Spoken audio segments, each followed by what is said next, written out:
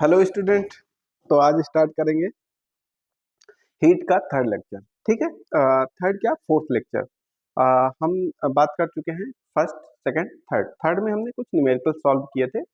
आज बात करते हैं फोर्थ लेक्चर की। ठीक है, तो स्टार्ट करते हैं। जनरली मैंने थोड़ा सा, चूंकि इससे न्यूमेरिकल पूछे जाते हैं, इस कारण से मैंने ये फार्मूला को डायरेक्टली यहाँ पर लिख रखा है। तो पहला फार्मूला या पहला लॉ कौन सा है? Boyle's law. बॉयल्स लॉ में अगर बात करते हैं तो यहाँ पर दे रखा है आपका एट कांस्टेंट टेम्परेचर। यहां पर अगर बात करें बॉयल्स लॉ के अकॉर्डिंग अगर बात करते हैं तो जो आपका एट कांस्टेंट टेम्परेचर, इसमें इसको आइसोथर्मल भी कहते हैं, आइसोथर्मल भी कहा जा सकता है। ठीक है, तो आइसोथर्मल। अब यहां से अगर बात करें तो आपका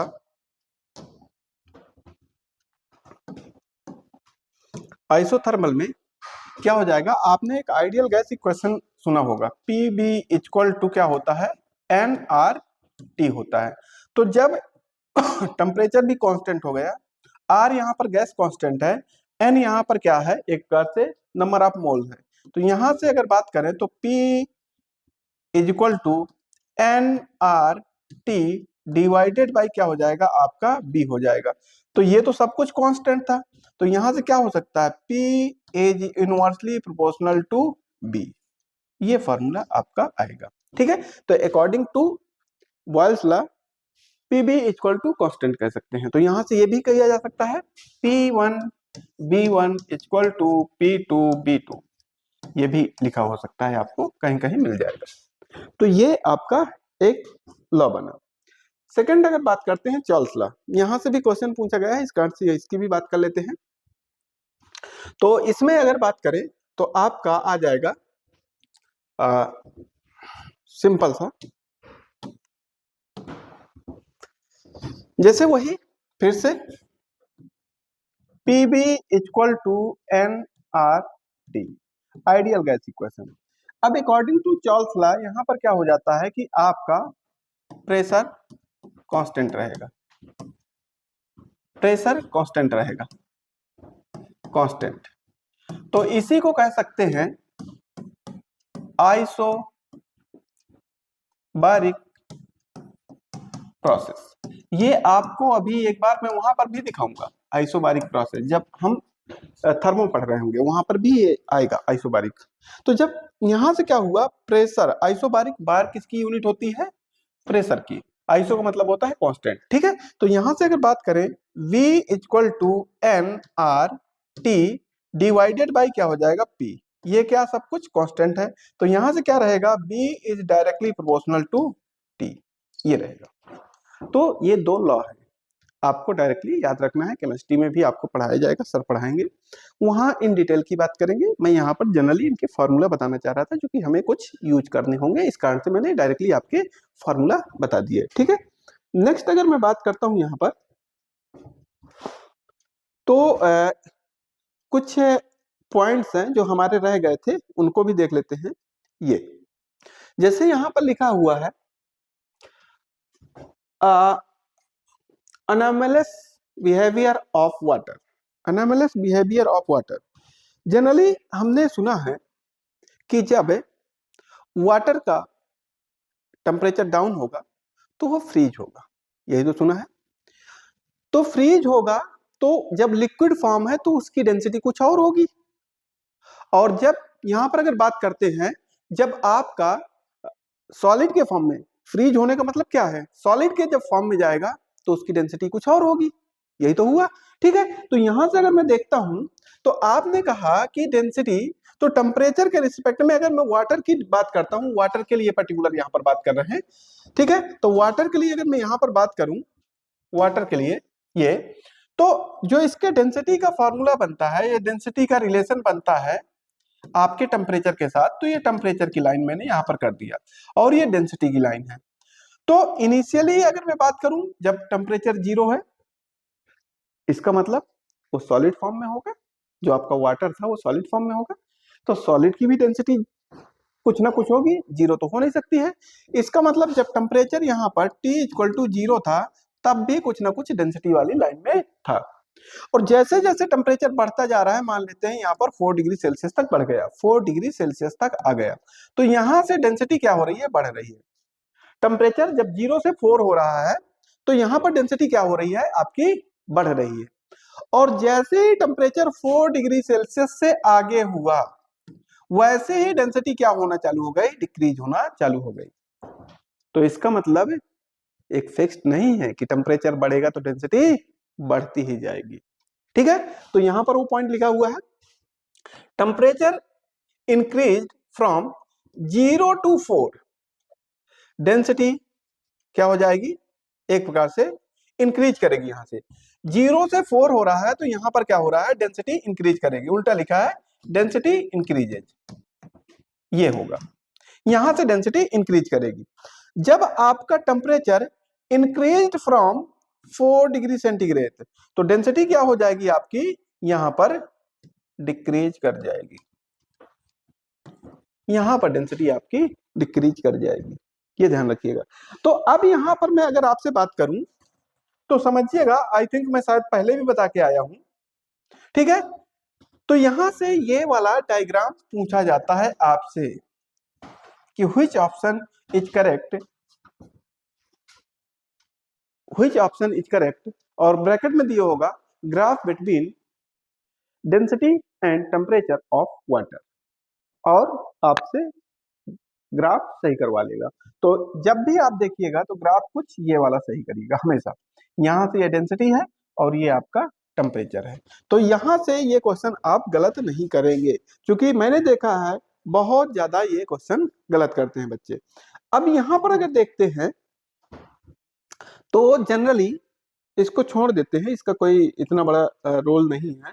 तो एक बार समरी देख ले, समरी क्या हमने पढ़ा अभी तक, समरी को समराइज करते हैं और फिर उसके हिसाब से बात करते हैं। देखिए, it is a measure of hotness और कोल्डनेस ऑफ अ बॉडी, क्या है, टेम्परेचर है, ठीक है। आगे लिखा हुआ है रिलेशन बिटवीन सेल्सियस एंड आपका फ़ारेनहाइट, मैं बता चुका हूं, ठीक है। क्या निकाल के यहाँ पर डिटेल में लिखा हुआ है, आपने क्या निकाला था, अगर मैं बात करूं आपने कुछ ऐसे निकाला था, यहां से F equal to 1.8 C plus का 32, आपने ये निकाला है, ठीक। आप डायरेक्टली याद रखिएगा, उसको भी जब सिंप्लीफाई करेंगे तो वही निकल करके आएगा। आगे लिखा है relation between degree Celsius and kelvin, आपको पता ही है पहले से कि अगर डिग्री सेल्सियस में 273 ऐड कर देते हैं तो केल्विन में कन्वर्ट हो जाता है, उसको बताने की जरूरत नहीं थी। बॉयल्स लॉ अभी मैंने बताया। यहां से अगर बात करते हैं चार्ल्स लॉ, ये आपको बताया, ठीक है। तो यहां से अगर बात करें आइडियल गैस इक्वेशन, जो अभी मैंने बताया था PV इक्वल टू nRT, वो लिखा हुआ है। आपको लीनियर एक्सपेंशन बता चुका हूँ, एरियल एक्सपेंशन बता चुके हैं, और वॉल्यूम एक्सपेंशन बताया था, और आपको इन तीनों में रिलेशन भी बताया था कोएफिशिएंट वाले। तो यहां तक एक प्रकार से इसकी थ्योरी का कवरअप हो गया। अब बचे हुए इसके कुछ न्यूमेरिकल्स थे, उनकी भी बात कर लेते हैं। मैंने आई थिंक ये वाला न्यूमेरिकल उस दिन छुड़वा दिया था, इसके लास्ट वाले वीडियो में जो हमने किया था हीट वाला, उसमें ये वाला छोड़ दिया था।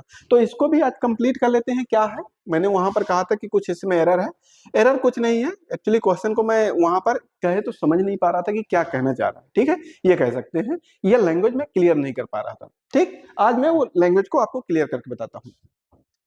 When a piece of metal weighing कितना, इतना ग्राम, इतने ग्राम बे कर रहा है, ठीक है।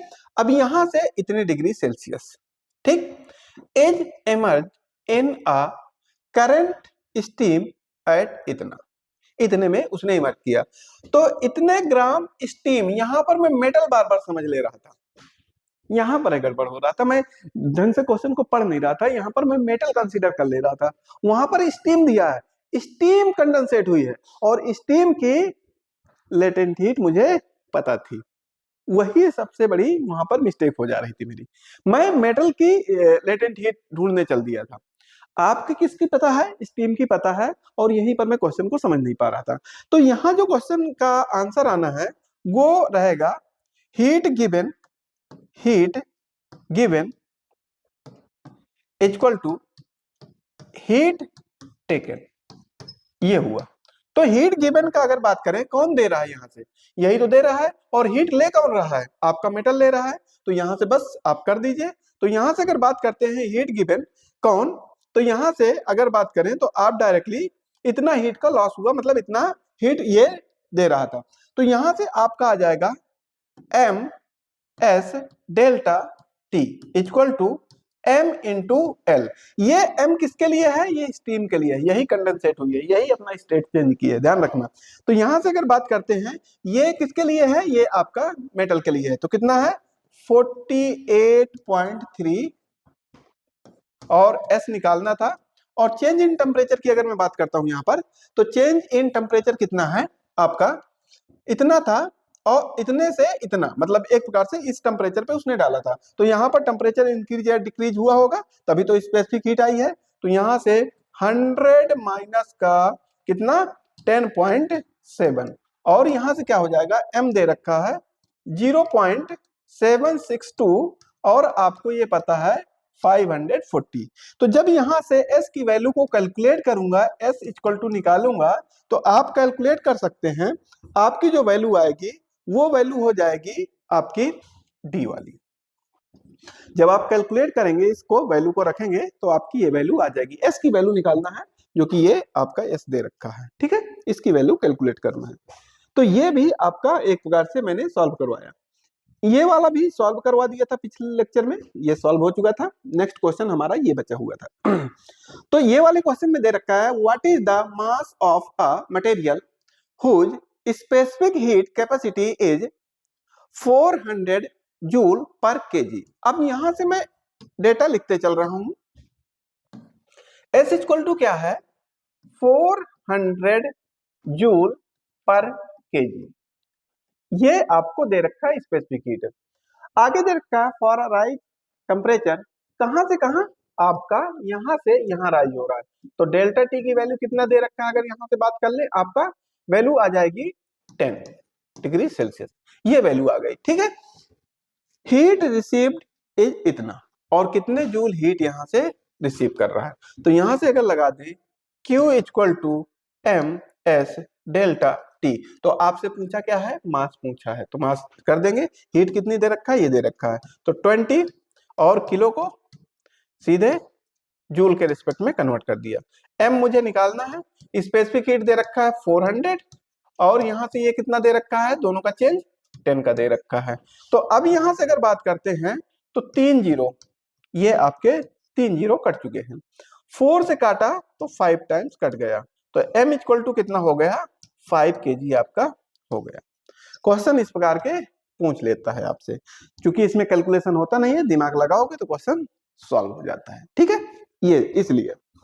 नेक्स्ट अगर बात करते हैं नेक्स्ट क्वेश्चन में, नेक्स्ट में दे रखा है when a gas filled in a closed vessel is heated through 1 degree Celsius, its pressure increased by इतना, then the initial temperature of the gas was। अब समझिएगा, पहली बात तो उसने कुछ आपको हिंट दिया है, इस प्रकार का क्वेश्चन जनरली गलत ही होते हैं। जब आपको डेटा आइडेंटिफाई करना ना आता हो तो इस प्रकार के क्वेश्चन जनरली गलत होते हैं, ठीक है। तो अब यहाँ पर मैं एकदम से डिटेल में बात करूंगा, क्योंकि जब डिटेल में बात करूंगा तब आपको समझ में आएगा कि अच्छा ये करना था। अगर मैंने यहाँ पर शॉर्टकट लगा दिया तो फिर आपके लिए दिक्कत हो जाएगी, ठीक है। तो मैं यहाँ पर क्या कह रहा हूं, P1 की वैल्यू मान ले रहा हूं, P1 की वैल्यू P मान रखा है, तो P2 कितना हो जाएगा, अगर बात करते हैं P प्लस का कितना 0.4 ये दे रखा है, 0.4% दे रखा है, तो 100 से डिवाइड करेंगे और क्या हो जाएगा P हो जाएगा। तो P2 की वैल्यू कितनी हो जाएगी, यहां से अगर बात करें आपका P बाहर निकाल लिया 1.004, ये निकल करके वैल्यू आएगी P2 में, ठीक है।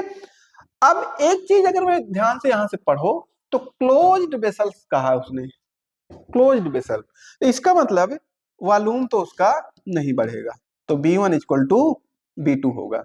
तो ये तो कंडीशन हो गई आइसोकोरिक प्रोसेस वाली। जब आपका वॉल्यूम कांस्टेंट होता है इसका मतलब आइसोकोरिक प्रोसेस होती है। तो फिर से आइडियल गैस इक्वेशन में जाता हूं, तो यहां से क्या होगा P V equal to NRT, यही तो हुआ।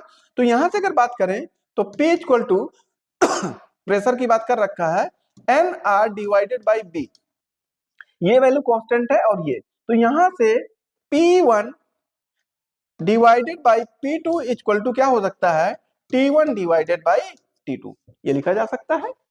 मैंने क्या किया, इसको P1 माना, इसको T1 माना, एक बार P2 और T2 लूंगा, दोनों को डिवाइड करूंगा तो क्या आ जाएगा, ये आ जाएगा। ठीक है, अब यहीं से बन जाएगा। अब यहां से ये देखिएगा कि ये डिग्री सेल्सियस में दे रखा है, तो इनिशियल टेम्परेचर अगर जैसे मैंने यहां मान रखा था T1 की वैल्यू अगर मैं T मान लेता हूं, T केल्विन में मैं सीधे ले रहा हूं, ये ध्यान रखिएगा, T केल्विन में, तो T2 इक्वल टू क्या हो जाएगा, T प्लस का 1 हो जाएगा, क्योंकि इसको भी किस में चेंज कर दिया, केल्विन में चेंज कर दिया। तो जो मेरी T की वैल्यू आएगी वो डायरेक्टली केल्विन में आएगी, मुझे बाद में कन्वर्ट नहीं करना पड़ेगा। तो इनिशियल टेम्परेचर मैंने कहा T1 जो है T केल्विन है, तो T2 कितना हो जाएगा, T प्लस का 1 हो जाएगा, क्योंकि उसको भी मैंने केल्विन में चेंज कर दिया जो आपका डिग्री सेल्सियस दे रखा था। ठीक है, ठीक, तो यहां से अगर बात करें, अब डायरेक्टली कैलकुलेट करिए कि ये क्या होगा। तो आपने यहां से कैलकुलेशन उसी में वो एक क्वेश्चन में पुटअप कर देते हैं, तो P1 T1 ऐसे भी लिख सकते हैं, P2 divided by T2, value put up कर दीजिए, P1 P था और T1 T था। यहां से अगर बात करें P2 की वैल्यू 1.004 आपका P है और डिवाइडेड बाई यहां से T प्लस का 1 है, यही तो हो गया। अब यहां से ये आपका कैंसिल आउट हुआ, यहां से क्रॉस प्रोडक्ट कर देते हैं। ठीक है, तो क्रॉस प्रोडक्ट कर दिया, इसको थोड़ा सा मैं अब इरेज कर देता हूं। यहीं पर मुझे बताना होता तो मैं शॉर्टकट आपको शॉर्टकट में बता देता, बट थोड़ा सा क्वेश्चन ट्रिकी था, समझने वाला था, इस कारण से मैंने थोड़ा सा इलेबोरेट कर दिया है। अब आप इसको क्रॉस प्रोडक्ट करिए, तो T प्लस का कितना हो जाएगा आपका 1 इक्वल टू यहां से 1.004 और T, ये T को उधर ले जाता हूं तो यहां से क्या आ जाएगा 1 इक्वल टू, अब माइनस कर देता हूं तो क्या हो जाएगा 0.004 T, तो T इक्वल टू अगर यहां से बात करें तो 1 डिवाइडेड बाई 0.004, तो यहां से पॉइंट हटाता हूं तो 1 3 0 ऊपर हो गए और ये 4 से डिवाइड किया तो 250, और मैंने कहा था जो T ले रहा हूं वो डायरेक्टली केल्विन में ले रहा हूं, तो कितना आ जाएगा आपका आंसर, ये हो जाएगा। आई बात समझ में, एकदम से आसानी से आपका आंसर आएगा। ठीक है, आपका 250, ये रही 250 आपका कहां दे रखा है, 250 केल्विन, 250 केल्विन अगर बात करें 250 केल्विन, ये कह सकते हैं, या चेंज इन टेम्परेचर की बात कर रहा है तो ये डिग्री सेल्सियस में भी कह सकते हैं। ठीक है, डिग्री सेल्सियस में डायरेक्टली वहां पर ऐड किया था, ठीक, कोई दिक्कत नहीं। अब मैं इसको शॉर्टकट में बताना चाह रहा हूं, एक बार इलेबोरेट कर दिया मैंने इसको, अब शॉर्टकट में सिंपल से जब ऐसा क्वेश्चन दिखाई दे, एक तो चीज ये ध्यान रखिएगा क्लोज्ड वेसल्स वाली, जहां पर भी दिए हो, अब वो कह नहीं रहा कि वॉल्यूम कांस्टेंट है, क्लोज्ड है, इसका मतलब वॉल्यूम नहीं बढ़ेगा। ठीक, तो सिंपल सा आप क्या करेंगे, यहां से P1 divided by T1 equal to P2 divided by T2, ये कर दीजिए। अब यहां से मैंने क्या कर रखा है, थोड़ा सा वहां पर एरर हो रहा था, तो ठीक है, अब यहां से मैंने डायरेक्टली P इसको मान रखा था और यहां पर क्या रखा था, T रखा था, T डिग्री सेल्सियस, और यहां से क्या हो जाएगा 1.004 मैंने निकाल दिया था, ये P की वैल्यू हो गई और यहाँ से T प्लस का 1 हो गया, तो यहाँ से इसको काट दिया था और आपने क्या किया, मल्टीप्लाई कर दिया, क्रॉस प्रोडक्ट, यहाँ से 1.004 T आ गया, T को मतलब उधर ले जाता हूं तो 1 इक्वल टू 0.004 T, तो T इक्वल टू क्या हो जाएगा 1 डिवाइडेड बाई 0.4 या 004, तो T equal to 250 degree Celsius, ये वाला आपका आंसर हो जाएगा इस कंडीशन में। ठीक है, नेक्स्ट क्वेश्चन में अगर बात करते हैं, नेक्स्ट क्वेश्चन दे रखा है, gas at 20 degree Celsius has a volume B and pressure P, on heating it pressure is double and volume becomes 3 times the resulting temperature of the gas will be। अब देखिएगा यहां पर थोड़ा सा अगर question की लैंग्वेज को समझें तो कुछ चीजें निकल करके आ रही हैं। यहां से उसने क्या कहा रखा है, आपका टेम्परेचर भी दे रखा है, वॉल्यूम इनिशियल दे रखा है, और ये भी दे रखा है, तीनों चीजें दे रखा है। और क्या कह रखा है, ऑन हीटिंग टेम्परेचर बढ़ाने पर प्रेशर इज डबल हो जा रहा है एंड वॉल्यूम बिकम्स 3 टाइम्स। तो बस यहां पर पहले कंडीशन लिख लेते हैं। इनिशियल कंडीशन में अगर बात करें तो आपका T1 कितना है, यहां से 27 डिग्री सेल्सियस है और आपका P1 कितना है, आपका P के बराबर है और B1 कितना है, V के बराबर है। अब यहां से T2 मुझे निकालना है, एक प्रकार से कितना चेंज इन टेम्परेचर राइज कितना होगा, ठीक है, ऑन हीटिंग। तो यहां से क्या लिखा हुआ है, द रिजल्टिंग टेम्परेचर कितना हो जाएगा। तो अब यहां से अगर बात करते हैं आपका P2 की वैल्यू कितनी हो जा रही है, 2P हो जा रही है और B2 की वैल्यू कितनी हो जा रही है, 3B हो जा रही है।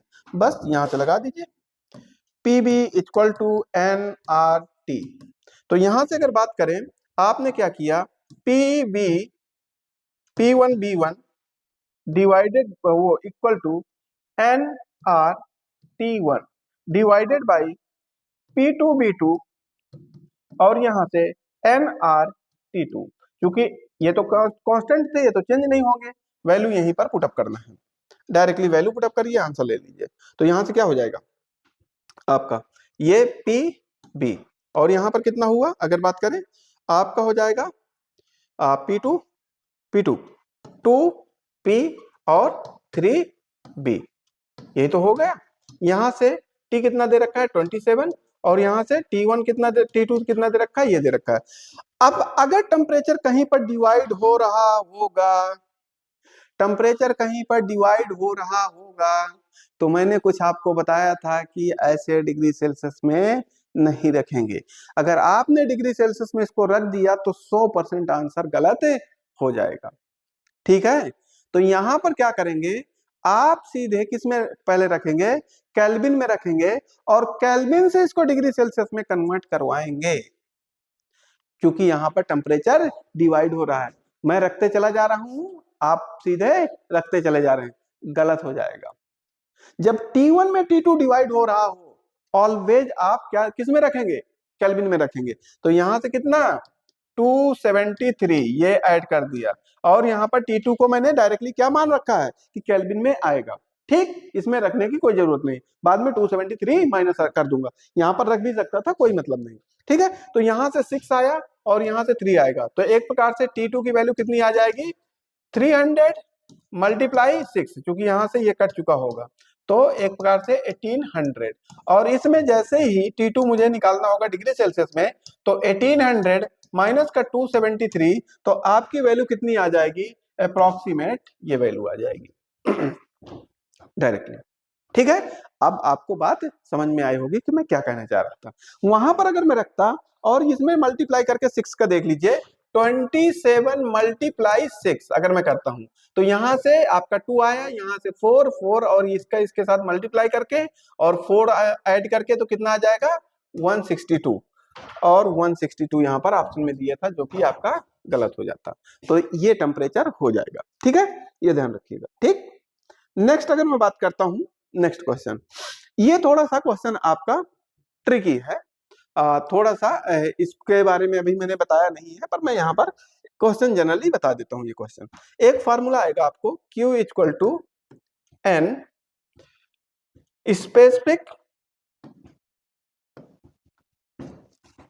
स्पेसिफिक हीट Cp या Cv वॉल्यूम के रिस्पेक्ट में Cv और आपका R, ये वैल्यू आएगी, यह डेल्टा टी हाँ डेल्टा टी ये आएगा, ठीक है। ये तो यहां से क्योंकि ये आपका मोनो एटॉमिक गैस लिया होगा हीलियम, तो मोनो एटॉमिक गैस का जो Cv की वैल्यू होती है वो 3/2 R होती है, ठीक है। ये वैल्यू आपको पुटअप करना पड़ेगा, तो Q इक्वल टू हो जाएगा 3/2 NR और T, ये वैल्यू आएगी। अब यहां से देखें डेल्टा टी रख सकते हैं, कोई दिक्कत नहीं, N 2 दे रखा है, R यहां पर आपको ये दे रखा है और टेम्परेचर आपका ये डिग्री सेल्सियस में ये दे रखा है, तो आपको इसको किस में चेंज करना पड़ेगा, केल्विन में चेंज करना पड़ेगा, क्योंकि यहाँ पर केल्विन में दे रखा है। आप वैल्यू रखेंगे और इसका आंसर लेंगे, ठीक है। तो ये थोड़ा सा आपको जो बचा हुआ पोर्शन था हीट वाला, ये यहाँ पर खत्म होता है। अब मैं आपको अगर थोड़ा सा मेरे पास कुछ आपके लिए सरप्राइज है तो उसके लिए मैं बात करना चाह रहा था। मैं मेनली आज उसी के लिए आया था। मैं अब यहाँ से क्या करूँगा, वीक में आपका अगर बात करूँ तो 2 दिन का, मैं जैसे 3 दिन अभी तक रिकॉर्डिंग कर रहा था, 3 दिन आपके तक मेरे वीडियो पहुँच रहे थे, ठीक है? तो मैं आपको 2 दिन ये आपका सॉल्यूशन करवाऊँगा, मतलब इसी प्रकार करवाऊँगा चैप्टर वाइज। एक दिन क्या होगा कि मैं मिक्स क्वेश्चन कराऊँगा। मिक्स क्वेश्चन में क्या होगा कि उसमें चूँकि बहुत बच्चे ऐसे भी होंगे जिनको न्यूमेरिकल्स में इंटरेस्ट नहीं आ रहा होगा। बट भैया अगर मैं बात करूँ तो न्यूमेरिकल्स ही आने हैं आपके। समस्या तो ये है, जब अभी आपको समझ में नहीं आ रहा होगा, अभी आपके स्पॉन्सरशिप के एग्जाम होंगे तो पता चलेगा कि वहाँ न्यूमेरिकल ही भरे पड़े हैं। थ्योरी का पोर्शन थोड़ा कम है। फिजिक्स में थ्योरी थोड़ा कम पूछी जाती है, न्यूमेरिकल्स ज्यादा पूछे जाते हैं, ठीक है? तो इसके लिए आपको मैं क्या करना चाह रहा हूं कि मैं मिक्स क्वेश्चन, अभी मैं चैप्टर वाइज जैसे 11th का ही करूंगा, ये भी ध्यान रखिएगा, मैं अभी 12th में मूव ऑन नहीं कर रहा। मैं 11th के ही मिक्स क्वेश्चन जैसे 5-5 हर चैप्टर से क्वेश्चन डाले और एक 50 का सेट मैंने बना डाला। 50 क्वेश्चन मैं आपको सॉल्व करवाऊंगा, ठीक है? वो हो गए। उसके साथ साथ ये जो हमारा चल रहा है लेक्चर सीरीज, ये तो चलता रहेगा। जब ये 11th की आपकी फिजिक्स खत्म हो जाएगी एक प्रकार से, यहाँ पर सीरीज जो 11th वाली खत्म होगी, तो फिर मैं क्या करूंगा, मैं थोड़ा सा थ्योरेटिकल वाले क्वेश्चंस भी करवाऊंगा। फिर एक प्रकार से एक साथ लाऊंगा, उसमें आपके न्यूमेरिकल्स भी होंगे, थ्योरेटिकल भी होंगे। हमें क्या करना है, यहाँ पर ज्यादा से ज्यादा क्वेश्चंस करने हैं। मेरा मोटिव सिर्फ ये है कि मैं आप लोगों को ज्यादा से ज्यादा क्वेश्चन करवा सकूं। ज्यादा से ज्यादा क्वेश्चन जब मैं करवाऊंगा तो आप अगर देख रहे होंगे और लगातार आप वीडियो देख रहे होंगे, तो जब आप क्वेश्चन पेपर में बैठेंगे तो आपको याद आएगा कि ये वाला क्वेश्चन तो मैंने देखा था। मैं अगर आप लोग सपोर्ट करते रहेंगे ऐसे ही, तो ये समझिएगा कि आपको मैं ज्यादा से ज्यादा, ये समझिए कि बहुत सारे क्वेश्चंस करवा सकता हूं। मेरे पास क्वेश्चन का भंडार रखा हुआ है। बस आप लोगों को क्या करना है, आप लोगों को जैसे मैं क्वेश्चन कराता हूं, मैंने पहले भी ये बात बताई है कि मेरा सोल्यूशन मत देखिए। आप लोग क्वेश्चन को पॉज करिए, पहले आप सॉल्व करिए, बाद में मेरे सोल्यूशन को देखिए ना, बाद में मेरे सोल्यूशन को देखिए, बट पहले आप ट्राई करिए। वीडियो तो आपके कंट्रोल में है।